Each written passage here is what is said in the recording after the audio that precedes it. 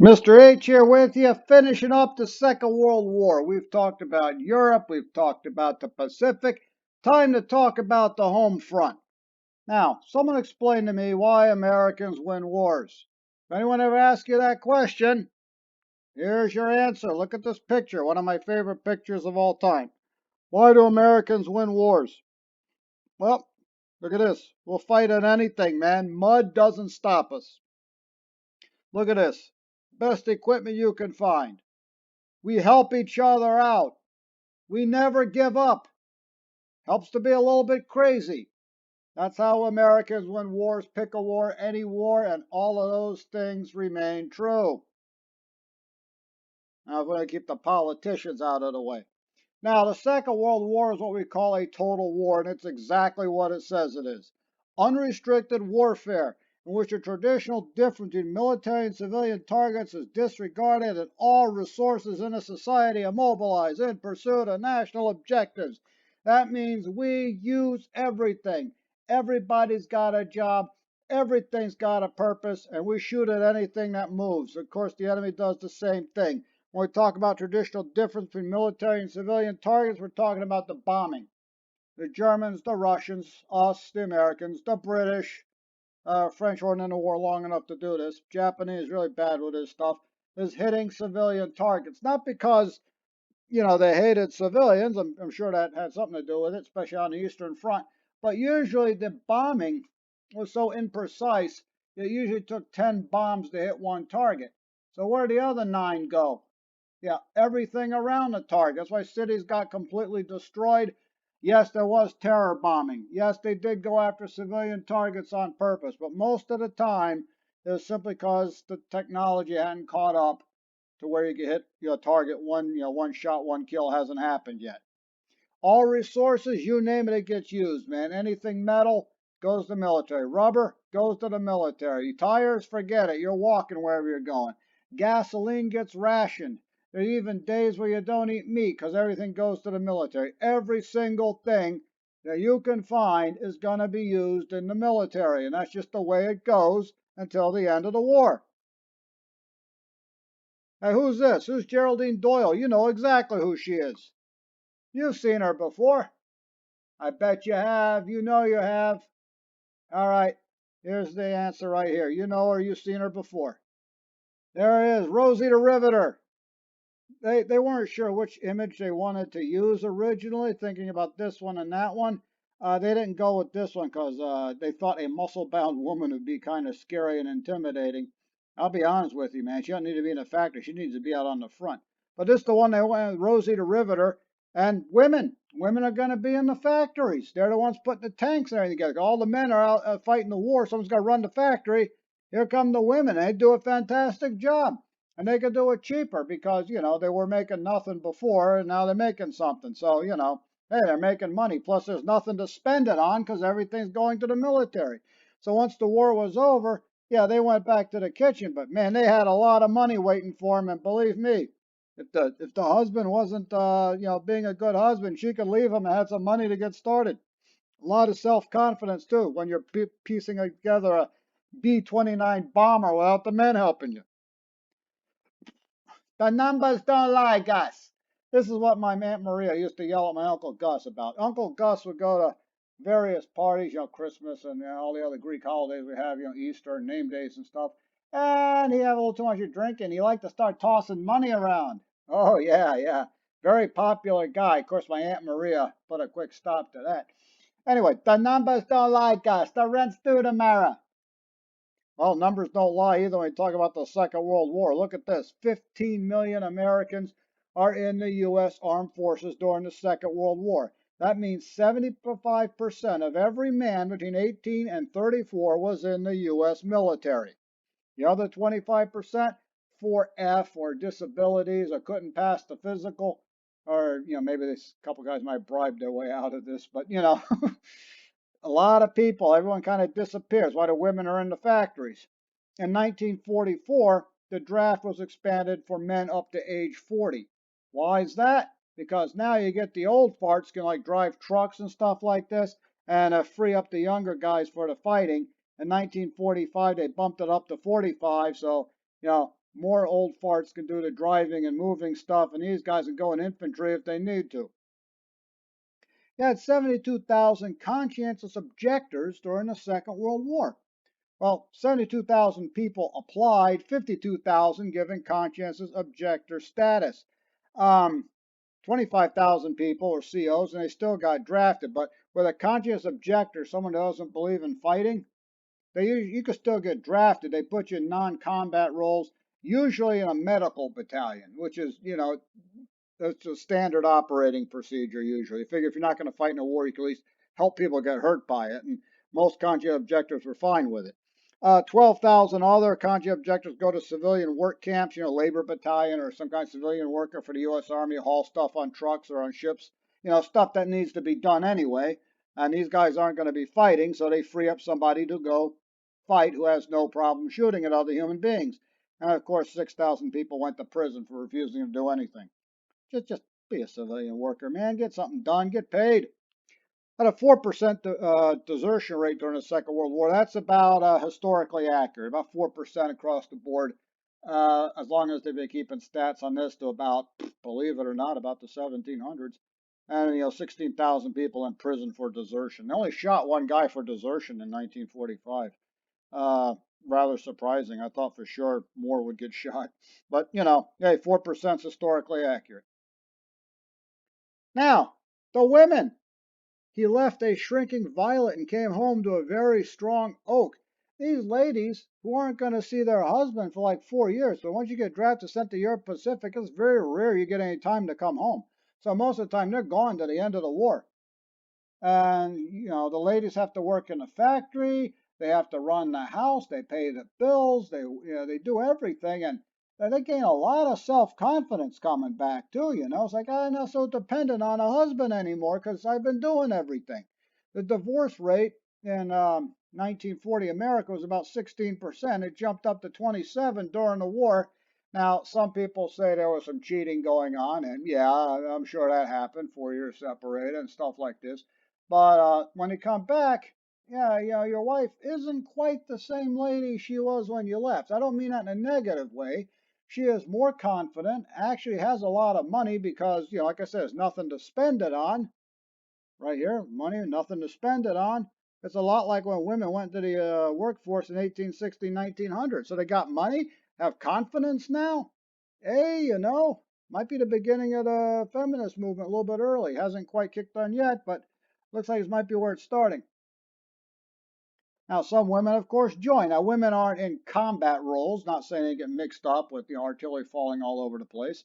But yeah, some women, of course, they join the military. You got the Women's Auxiliary Corps, the WACS, right? You got the Women's Auxiliary for Volunteer Emergency Service, the WAVES. Pretty sure that's with the Navy, right? This is the Army, this is the Navy. They can be sent anywhere. These are mostly Navy, but they go wherever somebody needs somebody. And of course, the Women's Airborne Service pilots. These are the ladies who fly planes. They make them here in the States. You fly them over to whatever island in the Pacific or over to Europe. So instead of having a combat pilot who's just basically a taxi cab, flying over, you've got this lady who knows how to fly the plane, and she can fly things back. And your combat pilots are basically still combat pilots. She gets to shuttle things back and forth. Somebody's got to do it. It's an important job. Why not her, right? 400,000 women would serve in the United States military during the Second World War. 400 get killed in accidents. 16 actually killed in action. So I don't know. Maybe Germans or Japanese jump one of these planes being ferried. I don't know. Things like this happen, right? Shelling and stuff like this. But hey, they're out there too. Because when I say total war, everybody plays a role. Hey, how much does a Navy wave get anyway? You don't have to know this. Just look at this. 50 bucks a month beginning, right? You get promoted, 54, 66. It doesn't look like a lot, but how much did she have before? Yeah, nothing. Now you get to make this. You do this for like 4 years, you got a lot of money when the war's over, right? So maybe if your husband's too much of a chauvinist, even by 1940 standards, you could always leave him because you've built up quite a nest egg here, enough to get started somewhere else. Something to keep in mind. Time to make some dough. Everybody's making money here on the stateside. 15 million people working in the war factories. 6 million people had to move to get close to one of these factories. Don't worry about the map. One state that lost population, believe it or not, was North Carolina because everybody went to Michigan to go work in the factories over there. Pennsylvania got a lot of steel people too. 6.5 million women show up as first time workers, especially in military occupations. Going to be 19 million people working there. First time worker, an industrial occupation. Yeah, they don't have any experience, but you need somebody. So guess what? You show up, you get hired. You'll learn as you go. Not many accidents, believe it or not. Yeah, surprisingly, not many because, women don't take stupid, most women don't take stupid risks and they're pretty good at following safety rules. So, I bet the efficiency probably went up with women running the factories too. Just, something to think about. Plus, my wife's around the corner. So, hey, women in the workforce. So there were 25% of the workforce in 1940, mainly clerical jobs and, housekeeping, domestic service, stuff like that. By 1945, 33% of the workforce is female. They're only making 65% of what a man makes, but hey, what were they making before? Exactly. And how long you been making this? About 4 years. Like I said, they got some money. Now, what were the kids up to, right? You're thinking about that. Dad's off to war. Mom might be a whack or a wave or working in the factory.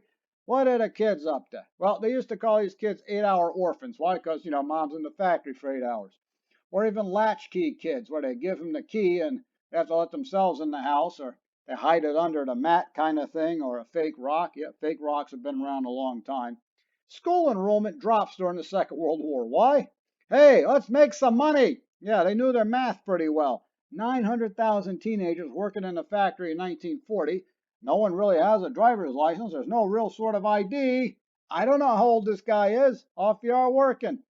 You had to be 18 to join the military. They had some big farm kids as young as 16 actually showing up and joining and going through training. Because, like I said, there's no ID, and a big farm kid, you're not really sure how old he is. By 1944, you got 3 million kids working in factories and other jobs because, hey, I can make some money. I can always go back to school later. Yeah, I guess that's always an option. I don't recommend that, but you do what you got to do, right? Even comics are part of the war effort. That's right. It's low grade propaganda. Get the kids involved. Don't know how long the war is going to go. Anyway, comic books are part of the effort. Captain America. Remember that movie? Yep. He was invented just in time for the Second World War. See, Captain America is also a Captain Canuck, believe it or not. That would be interesting. That would be an interesting movie. I'm Captain Kanuki. Nonetheless, Captain America right here chasing down Hitler, and there he is beating a horrible Japanese stereotype, but it's 1941, so we'll just kind of have to let it go until the war's over. So comic books are part of the effort, kids are part of the effort. Let's not forget war bonds. They call them victory bonds later on. What's a victory bond or a war bond? You give the government a $5 war bond, and it uses that money to go buy, I don't know, shells or rifles or something. And you can get that money back later, much later, with a small bit of interest because, you're doing this for the country. And war bonds, I tell you, advertising, it's all about guilt trips, man. You're talking to a guy who grew up in the Greek Orthodox Church. I know a guilt trip when I see one. Look at this. Buy war bonds and stamps. Same idea, stamps. Not because you have plenty of money to spare, but because he asks you to buy them as though your life depends on it, because it does. Exactly. They're implying that there's some soldier out there in a trench somewhere in France fighting the Germans, and he's going to turn around and reach for another magazine of bullets, and it's not going to be there because you didn't give $3 for a war bond, and he's going to die because of you. Right? That's the whole thing they're giving, and stuff like this tends to be pretty effective. Now, when I say total war, I mean complete and total war. Everybody gets drafted. Everybody serves a purpose. Even Santa Claus is going to war. Kind of ironic, because isn't Santa Claus a German legend? Get back to you on that. African American soldiers, just as brave, just as crazy. Here's Patton, right, giving a medal to a soldier. A couple of soldiers here in artillery. You see this? Better view of this thing. Happy Easter, Adolf. Yep. People have been painting strange things on projectiles for a very long time. We do it today on missiles. We've even found rocks. They call them bullets even back then. On Greek and Roman peltets, the guy with the sling, they used to write stuff on the rocks, usually pow and bang. And they even had one that said, I hope this is Crassus's bald head. Everybody writing snarky stuff on projectiles. But African American soldiers were in segregated units. I'm not really sure when this began. We have Buffalo soldiers because in the Revolution, you didn't have segregated units. They threw everybody together. And of course, Civil War, I guess about then is when they started segregating units. And I don't know why they did that, because if you're crazy enough to fight next to me, man, I mean, welcome aboard. Now, this thing about segregating units, that's more of a stateside peacetime thing, because when you get closer to that border, about the fighting there, yeah, suddenly units start getting mixed in together, right? All that segregation crap goes right out the window, because if I need somebody, I'm grabbing whoever's closest to me. Remember, United States of America, US, us, we're in this together. If you're at a bomber base in Britain and your B-17 comes in and you lost a couple guys, you're grabbing somebody off the flight crew. Could be him, might be him. They don't care. Can you fire a machine gun? Yes, point and clicks, all you got to do. And I use you to find somebody else or you get killed. So the closer you get to that battle line, units start getting mixed up together because, you start getting shot at, you don't really care about the color of the skin of the guy next to you, right? You've got black soldiers watching white soldiers fight and die next to them. You've got white soldiers watching black soldiers fight and die next to you. Yeah, it's totally going to change your worldview. Now on the front, as you can see, segregation just kind of falls apart. Further you get from the battle line, you get crap like this because, they're not being shot at by the Germans. The Detroit race riot of 1943. There was a false rumor that someone had been raped and the whole thing just blew out of control. And here we are. There's a guy punching a African American man who may or may not have been arrested here. I don't know. I don't see handcuffs on him. And over here, though, you can see this guy had been hit, and these two white guys are pulling him away from the violence. They're trying to make sure he's safe. So, the idea with riots, you see a riot and you think the entire town has exploded.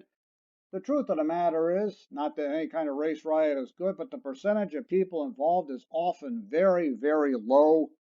And believe me, nobody likes taking a shot at another human being unless they got a reason. This guy might be convinced he has a reason. These two guys realize this had nothing to do with this, and they're getting him out of the fray. Here's some German propaganda aimed at the United States. I mean, obviously, we decry the Holocaust and the German racial policy, especially in the Eastern Front, shooting at Slavs and people like this. And then the Germans come back at you screaming, hey, you're the one with the terror bombing hitting civilian targets. Never mind, the Germans did it first in 1940 in Britain. And of course, you talk about Nazi racism as you should, but, where'd the Klan come from? There you are. And of course, you use black people for entertainment and make money off their singing and boxing, but if they get out of line, you're going to threaten them. So, nobody's perfect, but as, even though the United States is not perfect, we at least admit it and, we work on it. We try to get better. When you compare it against Nazis, we're not that bad, but, we're not perfect. We're working on it. Here's a hero you never hear about. A. Philip Randolph, just like to be called Philip. He is a very quiet man. He just gets stuff done.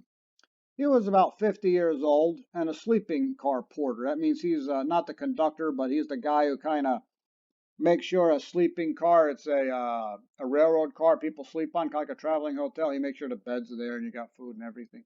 Well, some people tried to tell him that no black people allowed on the train. And he's like, dude, I work on this train. He doesn't feel like really going on it either, but he works there. And he decided that wasn't right, and so he formed a brotherhood of sleeping car porters, most of which were black, but there were some white ones as well. And he began a march on Washington to end discrimination. And this actually struck a chord with FDR because immediately after the march on Washington, Executive Order 8802, no discrimination on federal jobs.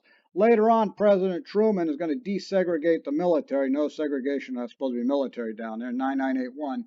All this started because of A. Philip Randolph. You never hear about the guy because he's just a A quiet guy who gets it done. I'm going to be there at 6. You guys be there with me or not be there.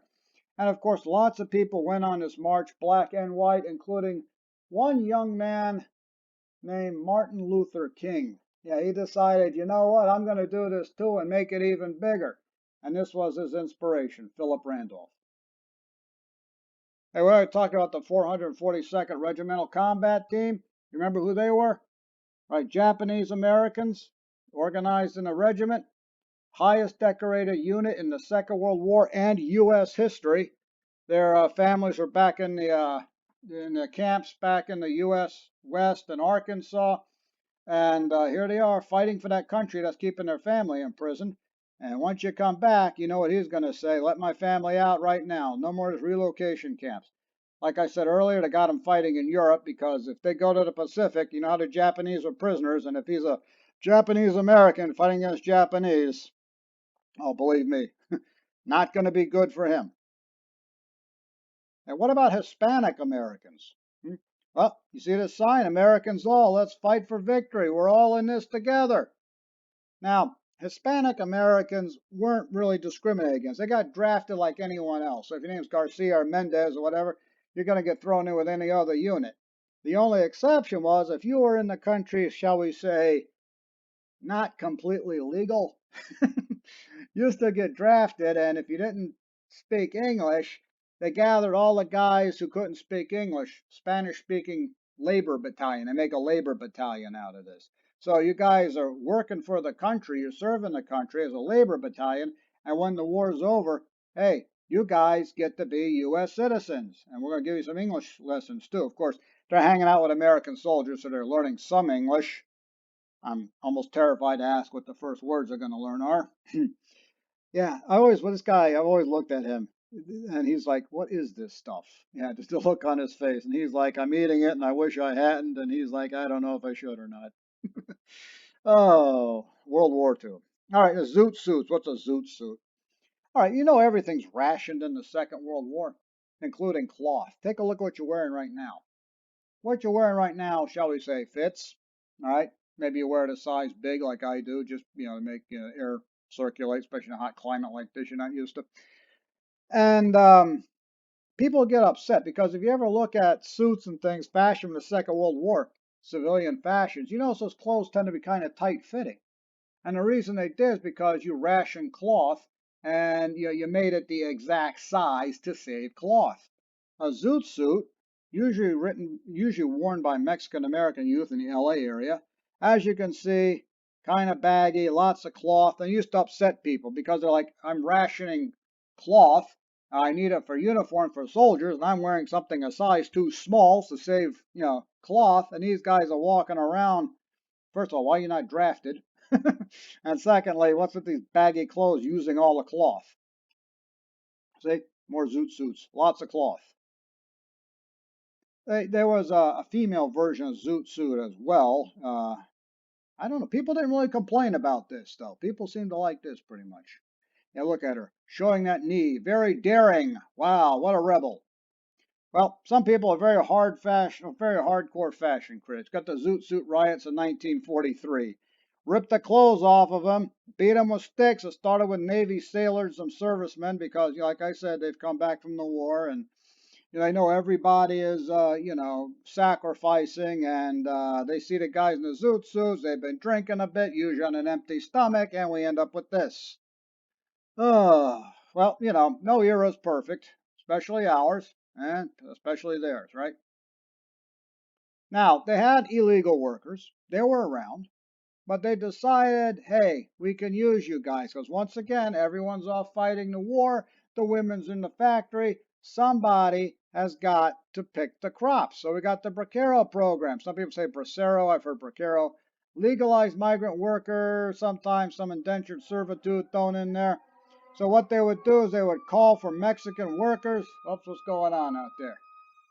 Fire truck zipping by today. Well, that's not here, so we'll continue with the lecture. Mexican workers they'd advertise for Mexican workers. They'd come on up to as far as Washington State. You sign a contract for a year, you work there, you head back to Mexico, you sign another one. Sometimes this thing will get abused on occasion, but for the most part, like I said, somebody needs to pick the crops, and why not these guys? Remember we were talking about the Yalta Conference? Here's Churchill, there's Stalin. Yeah, FDR is not looking too good, is he? Yeah. Well, the Yalta Conference, they had it in the Crimea, and the war in Germany is coming to an end, and they've already decided what we're going to do with Europe, and they're also talking about Asia. They've decided that Soviet forces have occupied the East End, and of course, Allied, U.S., Britain, even brought the French in at the last second, occupy the west side of Europe. Now, no one is stupid. They know the Russians are going to do whatever it is they're going to do in the East. So, in February of 1945, FDR talks to Stalin and says, I'd like to see a broad representation of democratic elements in Europe and freely elected governments.